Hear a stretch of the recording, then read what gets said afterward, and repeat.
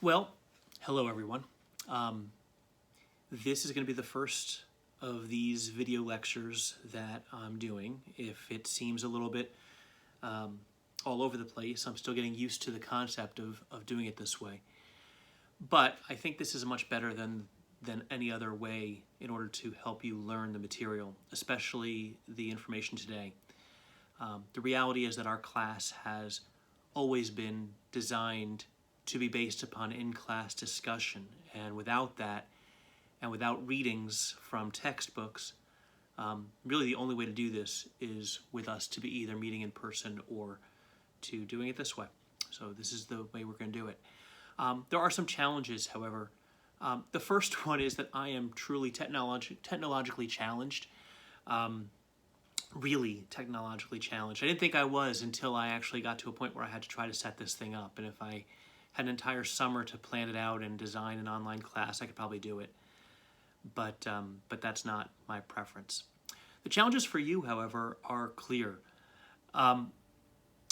With last week's material, there were still some definite questions that were being asked of me in the survey responses. I'm actually going to try to get everybody together on a phone call who has questions, or I may just reach out to you directly. But the challenge with this model that we're doing here is that you don't have an easy way to ask me questions unless we all were on the video chat together, and I prefer not to do it that way. So what are we going to do moving forward? First things first is that each class lecture for the rest of the semester is going to be broken down into a series of short video segments. About 15 minutes each is my goal. If I see that I'm getting long, I may skip through it, or I may just break it into more parts. Today's, I'm anticipating, will be 3 or 4 parts by the time we're done. If you have questions that I don't answer with the rest of the lecture, please take notes of that and then let me know what they are. You'll be able to fill that in on the quiz or questionnaire that we have at the end.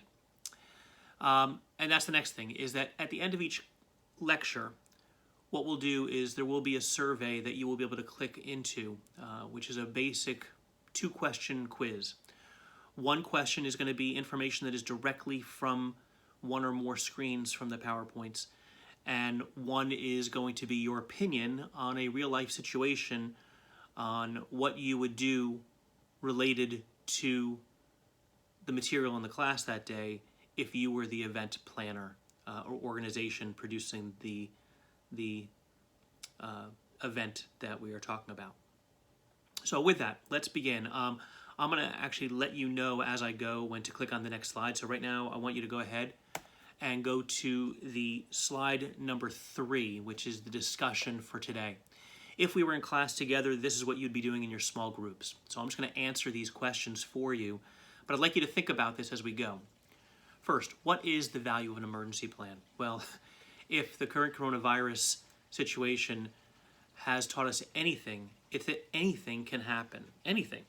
And with an event, I can't tell you how many things have happened to me, whether it be a person having a cardiac arrest and dying at an event that I was producing, a woman going into labor, a hailstorm, lightning strikes, one of our headliners not showing up on time because he missed his flight because he was drunk. These things have happened to me, I swear to God. And so you have to have an emergency plan, how you deal with different types of crises. Secondly, we're going to discuss the value of a positive reputation.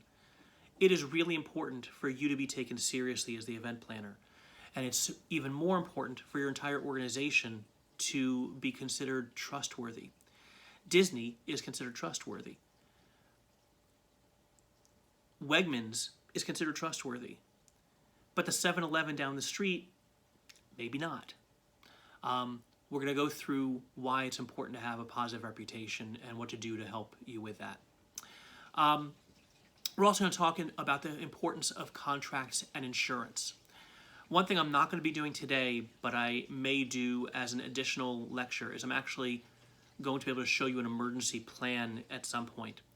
We're not going to really go into great detail on that in today's lecture. All right, let's go ahead and switch to slide number 4. So emergency planning, first part here. It is vital to every stage of the planning and implementation process. And what I mean by that is that right from the start, you need to be considering what could go wrong and what you would do for each situation that might not go the way that you want it to. So for example, in the budgeting process, while you're not even producing the event or planning the event yet, you're just putting a budget together to see if you can do it, okay? You're going to be putting in what the costs are going to be. What's something that you can do to ensure that if there's a cost overrun, that you'll be able to handle it? Well, that's why in the budget lecture last week, that's why we talked about having a buffer, an extra piece of money that you allocate just in case something goes over. When you're dealing with the crowd management, okay, absolutely that's the kind of thing that you need to be thinking about so you don't have one of those emergency situations that, those tragic situations that we talked about, like the Station nightclub, or the Great Adventure Fire, or any, or the Who concert in Cincinnati, or any of those things. When you have a staffing situation, what happens if one of your staff members quits and he or she has all of the most vital information and is most knowledgeable of a situation? How can you ensure that you are able to work through it? So planning, risk management, emergency planning is important. Once you have your emergency plan, which is actually more specifically about the kind of tragedies that we want to avoid, the ones like we studied, like with the Station nightclub and the Great Adventure Fire, you want to make sure that whatever document you've created for this emergency plan, that you have other people understanding that. If you remember the Indiana State Fair model that we went through, they had actually had a great emergency plan. They had processes in place. They had the tabletop exercises they did. And yet when that roof collapse happened, people didn't know what to do. When the lightning storm was coming, when the winds were coming, not everybody was fully knowledgeable of what to do. And because of that, there was a communication breakdown. You want to avoid that from happening. As you're handling any emergency situation, you do want to consider immediate, short-term, and long-term crisis management. One of the tips that I would give you is that there should be only one voice speaking for your organization to the public. If you ever look at an actual emergency that happens and somebody gets on TV and starts talking about it, there's a spokesperson. That person needs to be somebody who truly represents you and you know and trust that they're going to be doing the right thing. We had a situation at Celebrate Fairfax, God, it must have been 17, 18 years ago. And it was actually on one of the carnival rides. It was a ride where you get into a car, there's 2 people to a car, and it's not a closed car, it's just you sit in it with 2 people side by side. And it has wheels that are magnetic, and there's a magnetic track underneath. So it's kind of like this little fun house thing. And it takes you up a ramp to like a second level, and then it spins you around and you go down and you come back. It's not a highly exciting ride for most people, but it's a fun ride. So there was a weight limit on that ride, and the ride operator had these 2 women who were sisters who wanted to ride it together.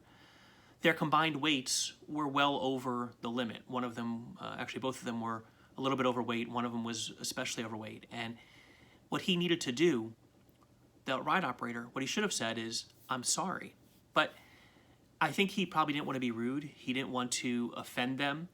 And he let it happen. He let them get on the ride. Well, what happened was, as they were going up, the weight forced the car, the magnet wheels wouldn't hold enough, and the car tipped backwards.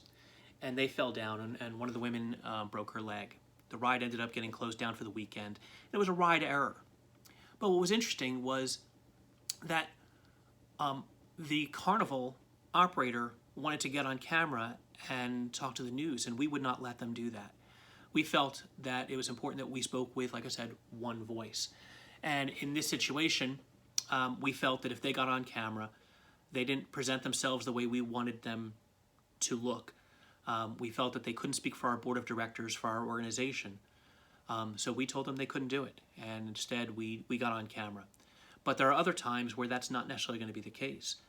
But you always have to have a plan for who that's going to be, who's speaking for you. In any case, you want to think about the immediate, short-term, and long-term ways that you are going to mitigate to stop the crisis from getting out of hand. In that situation, we got on camera. We talked about the situation. We said we were investigating. We closed down the ride. We said it had been inspected, and we didn't know at that point what the reason was that it happened. But as soon as we did, we got on camera again, and we talked through it. It was something that has happened. So anyway, let's move on to slide number 5. So when you have an emergency plan, does that plan need to be written out? Well, not always. Certainly you need to have an emergency plan for a major event where you're going to be writing this out and you're going to be giving it to your leadership and your staff so everybody understands it. But think about an event that's smaller. Let's say you're doing a gala fundraising dinner. Would you have a written out emergency plan? Yeah, probably not. But there are times where you are going to need it. And let me give you one example, or a lot of examples. In Fairfax, in Virginia, and my guess is everywhere, if you are having a public event outside which needs fire marshal pre-approval, which they do, anything over 1,000 people requires that kind of approval, you must provide a written emergency plan with that application for the event. So if you are going to have a major event that's outdoors, you need one. Now, what if you're going into a hotel and you have an event for 2,000 people in a hotel? Well, you don't, and the reason is that the hotel is the one who's pulling the fire marshal permit. They actually work with them all the time for any of the events they have, and they already have maximums on the room, and they know what they can and can't do in there. So in that situation, they have an emergency plan, even if you've never seen it. However, if you are using a hotel for an event like that, it is certainly worth asking them, hey, do you have an emergency plan that you could share with us so that I can share it with my leadership so that we know what to do or who's doing what if there's a problem? What else? Does it need to be filed with the fire marshal approved? Yes, like I said, if you are doing one, in many cases, it will need to be approved, so you'll need to know that. Does it need to be approved by other public safety agencies like the police department? Most often, no. But if you're doing a major public event and the police department is going to be at the event, then you're going to want to let them know it's happening. And even if you don't need them at an event, you might want to let them know that an event is happening simply so they know that it might affect traffic patterns or things to that effect. But be certain that you have a plan for how you're dealing with your own internal security, because they're going to ask that question, and they should ask that question. At the end of the day, what good is an emergency plan that is not widely understood? Well, the answer is it's not going to be any good if you're the only one who understands it. So you got to make it simple enough that everybody who reads it will understand it, and also that they're not going to just tune it out. Alrighty, let's move on to risk management in great detail. What is risk management? Well, let's look at what a Wikipedia definition would be. I know Wikipedia is not an academic tool, but it is something that shows you what public believes, and I think our industry is all about what public perceives. So risk management is the human activity which integrates recognition of risk assessment, that's an important piece of it, assessment, developing strategies to manage it, and mitigation of the risk using your managerial resources. In other words, using your brains to solve the problems that might happen at an event or in any way, or in anything that you have risk. These strategies include transferring the risk to another party, which we'll talk about, avoiding the risk entirely, reducing the negative impacts or effects of the risk, and accepting some or all of the consequences of a particular risk. Let's go to the next slide and we'll talk a little bit more about this. Let's talk about some specific situations that have occurred. For events, safety and perception of safety are the number one priority. Think about Disney World, okay? Disney World has accidents. Disney World has things that go wrong there. But people trust them, and that's important. The perception is that they are a safe place, that they've got you, that they're taking care of you. There are ways that you can lose that credibility. I'll give you a few examples. When we talked about the Who concert in Cincinnati, festival seating was blamed publicly as being the reason why this happened, because of the festival seating concept where there was no reserved seats. Everybody is pushing and shoving because they want to get in there as fast as possible. Now the reality is that you've done that research. You know the fact that festival seating really wasn't the issue so much as all the other mitigating factors that were in there. So with that situation, festival seating took a lot of the heat. And as a result of that, festival seating was banned in Cincinnati. I don't know if it still is or not. And was really frowned upon everywhere. But when was the last time that you had reserved seats when you went to the 930 Club or any place to see live music? It just doesn't happen except for in the big arenas and stadiums. But that doesn't mean it's not a problem. There's a ride called the Roundup. I don't know if you've ever been on something like this, but it's a circular ride, and it's got a metal cage outer to it.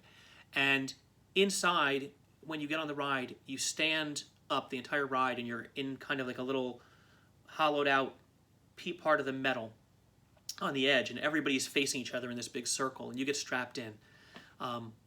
And the ride just starts going in circles like this over and over. And the faster it goes, all of a sudden centripetal force takes place, and the floor disappears, and you are literally just standing there with no floor beneath you, and you're not falling down because of the centripetal force. So, Springfield Days is an event that has happened for many, many years. I don't know if it still is going on, but they had a carnival with that ride. And this has got to be 15 years ago, 20 years ago. And when they did it, the ride wouldn't stop. There was some kind of failure, and we believe it was a ride operator who was the failure on it, but it would not stop. And it kept going faster, and people got sick on it, and it was really kind of awful. So when that happened, the Fairfax County government stopped allowing that ride forever. To this day, I don't think you can have that ride. Not because it's inherently dangerous or that mechanical failures happen, but because when that happened, it left public perception that that ride was not going to be safe. Another example is I think it was the Calgary Olympics, Winter Olympics some time ago. The Olympic flame, they had this great idea for how the Olympic flame would come into the stadium. And they ended up having it so that the Canadian athlete that was holding the torch and coming in, that when they got to the final place where it was going to be, they actually gave it to the torch bearer gave it to 4 different people, and there were 4 different places where each of those individuals would take their flame, light it, and then that would travel through kind of like a path of like 50 feet or 100 feet to a center place, and all 4 would meet together, go up, and the whole thing would happen. And one of the torches would not light, and people started making fun of it, and it was unfortunate, but it didn't light. So that on itself wouldn't have been a problem, except for the fact that there were 2 other things that happened like literally the same day or the day before, the day after, that were horrific. One was the speed skating rink wouldn't freeze, so the ice would not was not hard enough for them to do training, and the races had to be delayed until they could figure it out. They just had a bad system in place, and it wasn't working. The weather wasn't helping, so it was a problem. And at the same time, the day before all this happened, on the luge track, one of the corners was too fast, and during training, somebody got out of kilter where they should have been and flew off the track, and he ended up flying. This is horrible, but he flew off the track and into a metal beam, and he died instantly. And those 3 things happening and it's horrible, but all 3 things of those happening, the conversation for the rest of the Olympics was these are poorly planned, that the operators didn't do what they needed to do, the safety measures weren't in place. And that's a problem, because these 3 things may all have been completely on their own, but they happen together, and all of a sudden the conversation changes. You probably don't remember this, but Toyota used to be one of the most reliable cars and had the best resale value pretty much of any other cars out there. And then they had problems where they had to recall literally pretty much every Toyota that was in existence, and then their resale values just plummeted and they never went back because their reputation was damaged. One thing you may not know is when you open up medicine and it has the tamper-proof cap on there where you can tell if somebody has poked a hole in it because there's the foil wrapper that's on top of it. The reason that exists is because Tylenol, which is today one of the most trusted medicines ever, and back in the 70s it was as well, if you go back and research it, Tylenol is the one who created that, and they did that after they had a problem with their medicine. They had about 10 cases of people who were poisoned by cyanide who had taken the Tylenol. Some of these bottles were laced with Tylenol. Laced with cyanide, and it turns out it was a disgruntled employee who did this in the factory. But after that time, the way to get their credibility back was they created these tamper-proof caps, and that's why they exist. BP and the oil spill that many years ago down in the Gulf, same situation. BP went from being a world-respected company to being a company who really kind of was hated because of all the damage that they did to the environment. So risk management includes understanding that your reputation is affected by this. So you want to make sure that the way people perceive you is great. I'm going to take a quick break here. We're going to recap. We're going to restart in a few moments, or for me a few moments. For you it'll be maybe instantly with the second video. And at that point we'll be on slide number 8.